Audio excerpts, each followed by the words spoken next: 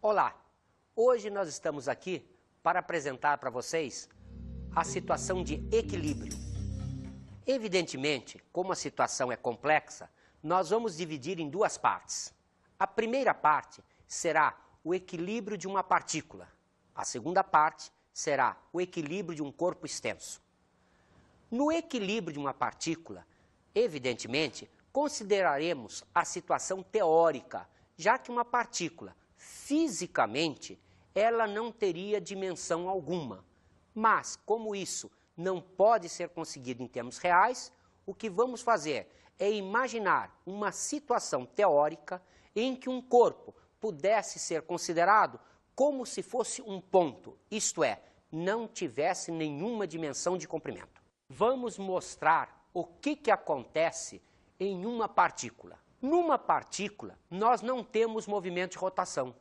O somatório das forças igual a zero implica a resultante igual a zero, não há translação. Então, se isto acontece, é porque a resultante decomposta nos eixos x e y tem componentes nulas nesses dois eixos.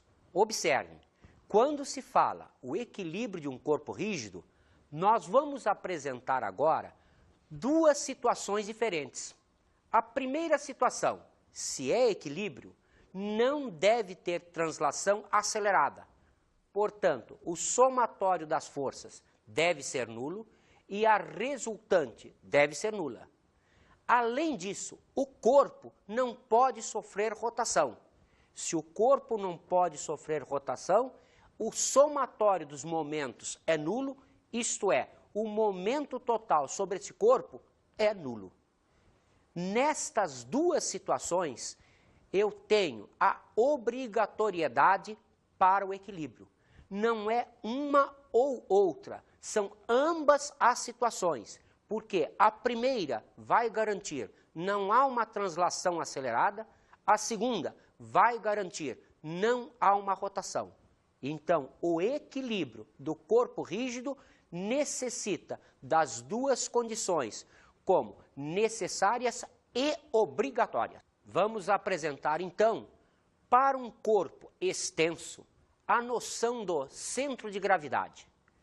O centro de gravidade de um corpo representa o ponto sobre o qual atua a força chamada peso resultante.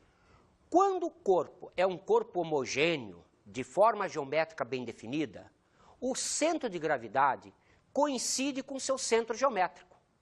Mas se tivermos um corpo de forma geométrica não bem definida, um corpo heterogêneo, como nós fazemos para determinar o centro de gravidade desse corpo? Então, o melhor processo que nós temos para fazer isso é associar ao corpo um par de eixos. Observe, nós estamos imaginando a situação mais simples, planificada. Se fosse uma situação tridimensional, nós teríamos um triedro. Aqui vamos trabalhar apenas com par de eixos. Então, imaginando que esse corpo tem situação heterogênea, isto é, esta porção tem um peso P1, esta porção tem um peso P2, esta porção tem um peso P3, aqui eu tenho um peso genérico Pn, eu posso, então, associado ao par de eixos, mostrar as coordenadas dos pontos 1, 2, 3 e N. Isto é, pontos Y1 e X1 correspondentes ao peso 1. Pontos X2 e Y2 correspondentes ao peso 2. Pontos P3, X3, ponto Pn com Xn e Yn. Então, pela expressão, podemos determinar a coordenada x do centro de gravidade como sendo produto P1x1 mais P2x2 mais reticências mais Pnxn pela soma dos pesos P1, P2, reticências Pn. Da mesma maneira, o y do centro de massa será determinado por P1y1 mais P2y2 mais reticências PNYN sobre P1 mais P2 mais reticências mais Pn. Com isso, fomos então capazes de determinar o ponto chamado centro de gravidade, que representa um ponto genérico do corpo, tal que toda a massa do corpo estivesse concentrada aí. Isto é, a força do campo gravitacional terrestre atuaria sobre esse ponto. Podemos então considerar, para os corpos extensos, 3 tipos clássicos de equilíbrio. O equilíbrio dito estável, o equilíbrio instável e o equilíbrio indiferente. Como conceituamos um equilíbrio estável?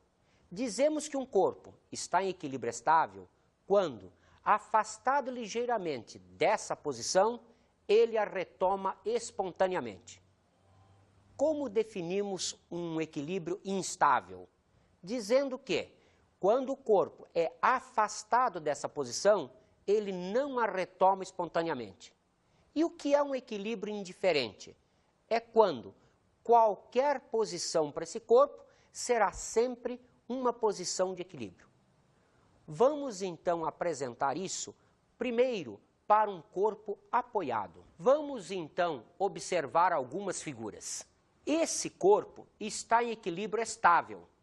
Se eu o afasto ligeiramente dessa posição, se eu levanto o corpo, quando eu soltar, ele volta para a mesma posição. Esse corpo está em equilíbrio instável. Ele está parado, ele não sofre translação, não sofre rotação, mas se afastado ligeiramente dessa posição, ele não a retoma mais. Este corpo está em equilíbrio indiferente. Imagine, por exemplo, uma bola de futebol. Se ela é colocada assim, ela está em equilíbrio. Se você gira, coloca em outra posição, ela também continua em equilíbrio. Vamos então observar o que acontece nos corpos suspensos. Este corpo, observe, ele está em equilíbrio estável. Se eu o afasto dessa posição, ele a retoma espontaneamente. Esse corpo, ele está em equilíbrio, mas é instável. Afastado dessa posição, ele não vai retomá-la novamente. Já nesta situação, eu tenho um equilíbrio indiferente. Qualquer posição que esse corpo seja colocado, ele vai manter sempre a mesma situação de equilíbrio. Vamos então conceituar as máquinas simples e a vantagem mecânica. Nós consideramos em física 3 máquinas simples. São elas a alavanca, as roldanas e o plano inclinado. A vantagem mecânica é a relação que existe entre a força resistente ao trabalho que será executado e a força que nós fazemos para executar esse trabalho. A força resistente é a força que fazemos proposta pela máquina e a força potente é a força que fazemos para a realização do trabalho. Observe, vamos agora, então, pegar cada exemplo de máquina simples. Vamos começar com as alavancas. As alavancas podem ser consideradas em 3 situações particulares. A primeira situação é a interfixa. Uma alavanca interfixa é aquela em que o ponto de apoio está entre a força resistente e a força potente. Nós temos vários exemplos disso na nossa vida comum. Por exemplo, um alicate. Um alicate é um exemplo de alavanca interfixa. Por exemplo, uma tesoura. Observe, na tesoura, a força resistente é o material que vai ser cortado. A força potente está sendo exercida pelos dedos. Este é o ponto de apoio ou ponto fixo. Vamos ver agora o segundo tipo de alavanca, a alavanca interpotente. Nesse tipo de alavanca, o ponto fixo ou ponto de apoio está aqui. A força potente agora está entre a força resistente e o ponto de apoio. Observe, um exemplo prático muito interessante é o pega-gelo. ou uma pinça.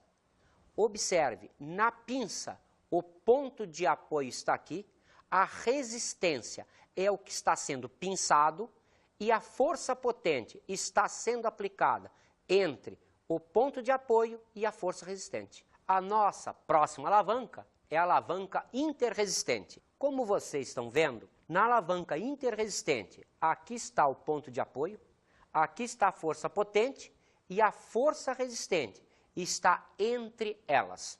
Nós também temos vários exemplos para esse tipo de alavanca. Por exemplo, aquele carrinho de mão, geralmente usado nas construções civis para carregar cimento. Por exemplo, um quebra-nozes. No quebra-nozes, observe, a força resistente é a noz que não quer ser quebrada. A força potente vai ser exercida pela nossa mão. Então, vamos ver as condições de equilíbrio que aparecem numa alavanca. Obrigatoriamente, o produto da força potente pelo braço da potência tem que ser igual à força resistente vezes o braço de resistência.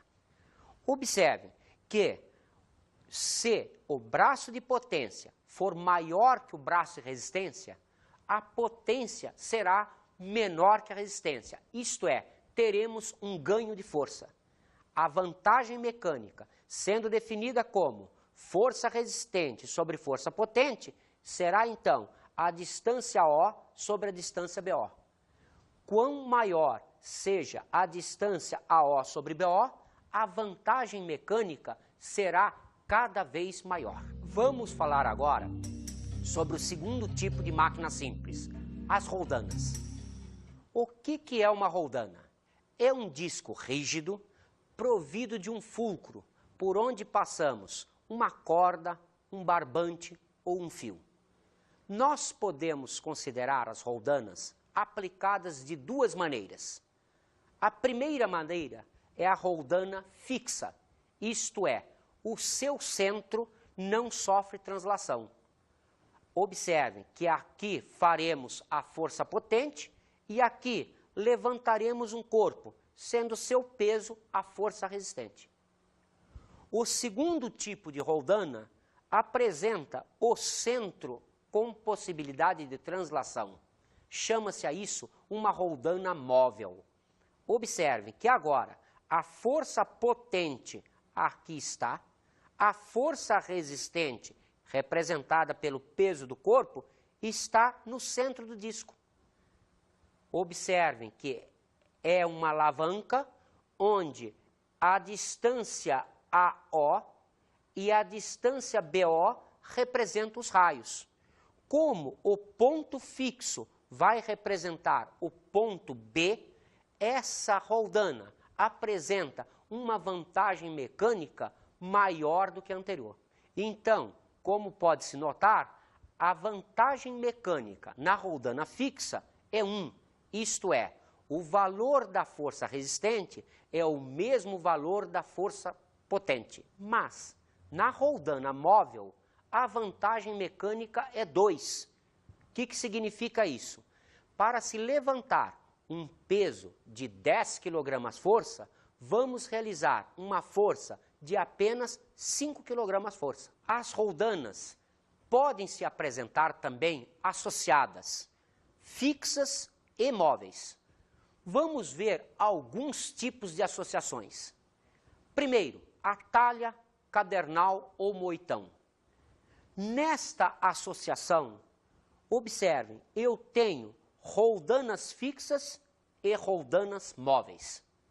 Vamos levantar o peso de um corpo que será a força resistente, fazendo aqui uma força potente. Observe que nesta roldana nós também temos uma situação parecida. Roldanas fixas, roldanas móveis. Outra vez, vamos levantar o peso que representa a força resistente, fazendo aqui uma força potente. Nessas duas associações, a vantagem mecânica é dada por 2N, onde N será o número de roldanas móveis. Independente do número de roldanas fixas, sempre nós vamos computar como vantagem mecânica apenas o número de roldanas móveis. Vamos pegar, então, um outro tipo de associação de roldanas, a talha exponencial. Observe, na talha exponencial, esta roldana é fixa, as demais são móveis. Vamos levantar este corpo, que representa a nossa força resistente, fazendo aqui uma força potente. Nessa associação, a vantagem mecânica é dada por 2 elevado a n, onde n continua o número de roldanas móveis. Perceberam que nesta roldana, como o 2 é exponenciado a n, eu tenho uma vantagem mecânica maior que a anterior? Por exemplo, se na anterior eu tinha 3 roldanas móveis, a vantagem mecânica era 6. Se aqui eu tiver 3 roldanas móveis, eu terei 2 elevado à terceira, a vantagem será 8. Vamos a mais um exemplo ainda da associação de roldanas, a talha diferencial. Observe, nesta associação, o corpo que representa a força resistente está preso nesta roldana móvel. Em cima, eu tenho 2 círculos representando a roldana externa e a roldana interna. O fio, ele dá uma volta aqui e volta a entrar novamente nessa roldana.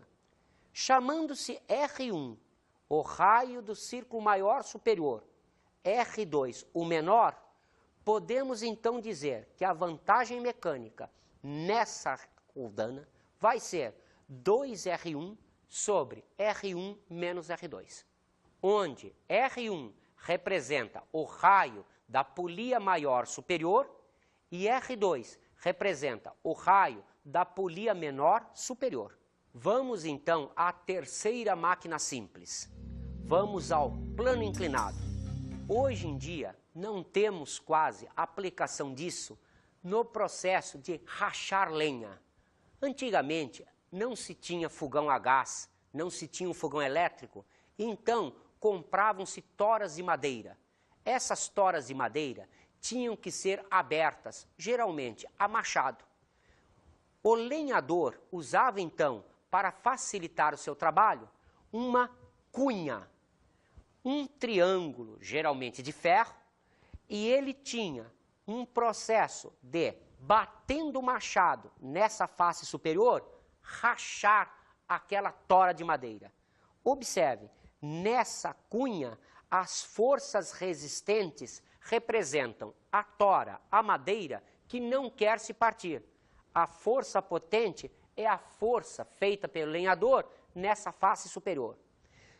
Observem aqui que existe um ângulo, então, considerado alfa sobre 2, entre a linha simétrica das duas partes dessa cunha.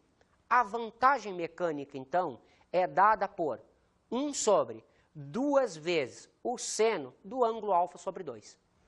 Essa situação, hoje em dia, é pouco utilizada, mas podemos ter outros exemplos. Por exemplo, um parafuso. Por que um parafuso ele avança ou retrocede quando é girado? Porque ele representa um cilindro em torno do qual foi colocado um plano inclinado. Quando se produz a rotação do parafuso, o plano inclinado faz com que esse corpo, o parafuso, ele seja introduzido ou retirado de algum lugar. Vamos ver um exercício também no vestibular da UFRJ. Na figura, a barra está parada, suportada por 2 apoios e tem um peso desprezível. Observe que o peso da barra ser desprezível não significa que ela não exista. Significa que, comparado com as demais forças que existem, esse peso é muito pequeno. Então, esse peso é desprezível, não é um peso nulo. Determine as reações nos apoios A e B. Vamos ver a figura. A alavanca está apoiada nos cutelos A e B. ela apresenta uma força de 30 newtons aplicada a 1 metro do apoio A. Uma força de 20 newtons aplicada a 2 metros do apoio A. E aqui, uma força de 50 newtons aplicada num ponto a meio metro do apoio B. Vamos, então, pensar em termos de equilíbrio. Se isso está em equilíbrio, significa que a resultante das forças tem que ser nula e o somatório dos momentos, isto é, o momento total sobre a alavanca, tem que ser nulo. Vamos, então, pensar inicialmente na resultante. Observe, a reação de apoio A mais reação de apoio B para cima tem que ser numericamente igual à soma das forças que atuam para baixo, a força de 30, a força de 20 e a força de 50. Isto é, as reações de apoio A e B têm que ter uma soma igual a 100 newtons. Da mesma maneira, o momento total será o momento da reação de apoio A, mais o momento da reação do apoio B, mais o momento da força de 20, mais o momento da força de 30, mais o momento da força de 50, em relação a qualquer ponto da alavanca. Observe, se isso vale para qualquer ponto da alavanca, nós podemos arbitrariamente escolher um ponto qualquer. Vamos então imaginar o ponto de apoio A. Para o ponto de apoio A, o momento da reação de apoio A é nulo. Por quê? Porque a força está passando justamente por esse ponto. Como tal, o braço de alavanca é nulo, portanto, o momento é nulo. Observem, estas forças 20, 30 e 50 vão girar a barra no sentido horário. Observe, estamos considerando em relação ao ponto A. A reação de apoio B giraria a barra no sentido anti-horário. O que significa estar em equilíbrio? Não é não ter nenhuma rotação? Então, o momento gerado por essa reação de apoio no sentido anti-horário tem que ser exatamente igual ao momento das demais forças que giram no sentido horário. Ou, equacionando matematicamente, o momento total é nulo, o momento da reação de apoio A é nulo, o momento da reação de apoio B será a reação de apoio vezes a distância até o ponto A, menos, notaram, consideramos o sentido anti-horário como sendo o sentido positivo. Então, o sentido horário está sendo considerado negativo. Produto da força 20, braço de alavanca 2. Outra vez, esta força apresenta sinal negativo, módulo 30, braço de alavanca 1. Outra vez, apresentamos o sentido negativo, porque esta força também gira a alavanca no sentido horário. Então, produto do módulo da força pelo braço de alavanca. Como estamos considerando em relação ao ponto A, a distância chamada braço de alavanca desta força serão os 4 metros que existem entre apoios, mais o meio metro que existe além do apoio B. Observe, então, que a reação de apoio B vezes 4 será 40 mais 30 mais 225, ou 295 sobre 4, dando 73,75. Observe, isto, matematicamente, é uma resposta perfeita, mas fisicamente não é. Por quê? Porque não está dentro da significação. Como nós estamos apresentando os dados com 2 algarismos significativos e estamos fazendo produtos e divisões, a nossa resposta deve conter apenas 2 algarismos significativos. Então, a nossa resposta será o apoio B faz uma reação de apoio, uma força de 74 newtons. Como já havíamos determinado que a soma dos módulos de RA e RB deve ser 100, substituindo-se o R de B por 74, encontramos a reação do apoio A. Observe, então, que as reações de apoio são 74 newtons e 26 newtons. Vamos, então, a outro exercício. Esse exercício é do vestibular do ITA.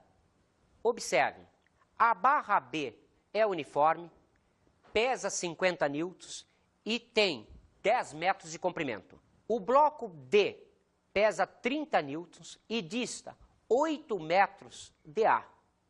A distância entre os pontos de apoio da barra é AC igual a 7 metros. Vamos calcular a reação na extremidade A. As nossas opções são 14 newtons, 7 newtons, 20 newtons, 10 newtons e 8 newtons. Perceberam que temos aqui tudo com 2 algarismos significativos? Vamos então observar a figura. A figura mostra a alavanca, AB, os pontos de apoio A e C e o corpo D. Observem, se nós formos montar uma equação matemática para a situação de equilíbrio, diríamos que o peso D valendo 30 newtons, o peso da barra valendo 50 newtons, a barra B tendo comprimento 10 metros, do ponto A ao ponto D, que seria a distância ao centro de gravidade desse corpo, 8 metros, poderíamos dizer, sendo um equilíbrio, que o momento total será a soma dos momentos da reação de apoio A, reação de apoio B, momento da força de 30, momento da força de 50. Perceberam que nós estamos notando aí a notação vetorial? Se é uma notação vetorial, observe, vale a soma de todos os vetores. Vamos, então, imaginar como ponto fixo o ponto C. Se o ponto C é admitido ponto fixo, o momento da reação de apoio em C será igual a 0. RA e PD vão fazer rotação nessa alavanca no sentido horário. O peso da barra representa o sentido anti-horário, isto é, situação de equilíbrio ocorre quando o momento que gira no sentido horário é numericamente igual ao momento que gira no sentido anti-horário. Ou, escrito matematicamente, o momento total é 0, o momento da reação de A vai ser a R de A vezes 7, mais módulo da força 30 vezes 1, menos, porque a rotação é sentido horário, 50 vezes 2. Ou, poderíamos escrever R de A vezes 7 igual 100 menos 30. Ou, R de A igual a 10 newtons. Vamos agora às nossas dicas de estudo.